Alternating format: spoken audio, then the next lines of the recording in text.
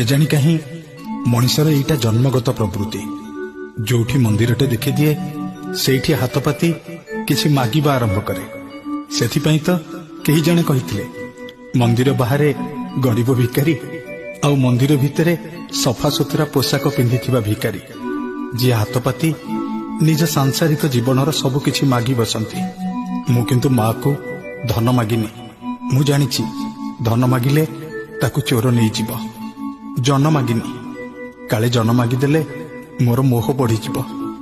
ଜ୍ଞାନ ବି ମାଗିନି, କାଳେ ଜ୍ଞାନୀ ହେଇଗଲେ ଆଉ କାହା ସହିତ ତର୍କ କରିବି। ମାନ ବି ମାଗିନି, କାଳେ କାଲି ସକାଳେ ମତେ ଅପମାନ ମିଳିବ। ମୁଁ ତ କେବଳ 2ଟି ମାଗୁଣି କରିଛି। ପ୍ରଥମ ମାଗୁଣି, ମତେ କୋଟିପତି ନ କଲେ ନାହିଁ ମା, ଭିକାରୀଟେ କରିଦେ, କିନ୍ତୁ ଆଉ କାହା ଏରୁଣ୍ଡିରେ ନୁହଁ, ତୋ ଦୁଆର ଆଗରେ।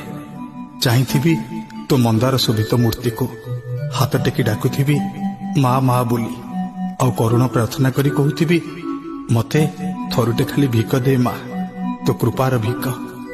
ମତେ ଘଡ଼ିଏ କି 2 ଘଡ଼ି ପାଇଁ ନୁହଁ ମା, ଗୋଟିଏ ମୁହୂର୍ତ୍ତ ପାଇଁ କୋଳେଇ ନେ, ସେତିକିରେ ମୋର ମୁକ୍ତି।